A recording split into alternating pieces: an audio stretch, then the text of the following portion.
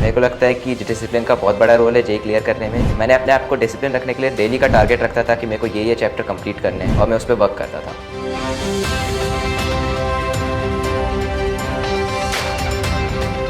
Hi friends, मेरा नाम शुभम नायर है और मैं आकाश बिलासपुर ब्रांच में 4 ईयर का स्टूडेंट हूँ। मैंने पहले 9th और 10th में फाउंडेशन कोर्स किया और 11th और 12th में जेई का कोर्स किया। मेरे जेई मेंस 2024 के फर्स्ट फेज में 99.96 परसेंटाइल आए हैं। मेरे को आकाश के बारे में न्यूज़पेपर के ऐड के थ्रू पता चला, जहाँ पे मैंने देखा कि आकाश का रिजल्ट जेई में बहुत अच्छा है, इसलिए मैंने आकाश में एडमिशन ले लिया।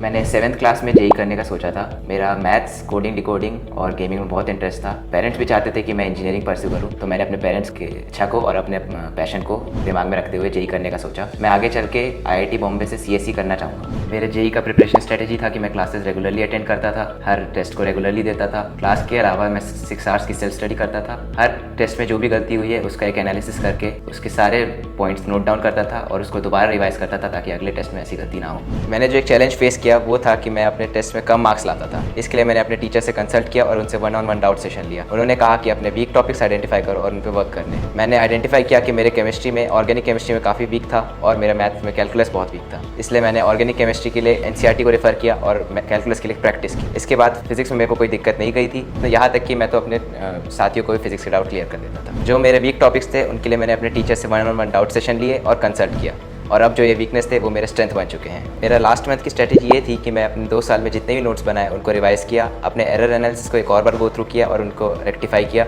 और मैंने डेली का एक मॉक टेस्ट दिया और AI टेस्ट पे भी ध्यान दिया। इसके अलावा आकाश ने FTS की एक फाइनल टेस्ट सीरीज लॉन्च की थी, जिसमें मेरे को टाइम का पता चला और मैं कितना अच्छा परफॉर्म कर रहा हूँ मेरे को ये पता चला। मेरा स्ट्रेटेजी यही रहता था एग्जाम के समय कि मैं पहले केमिस्ट्री से चालू करूँ, फिर फिजिक्स में जाऊँ और फिर इन दी एंड मैथ्स चालू करूँ।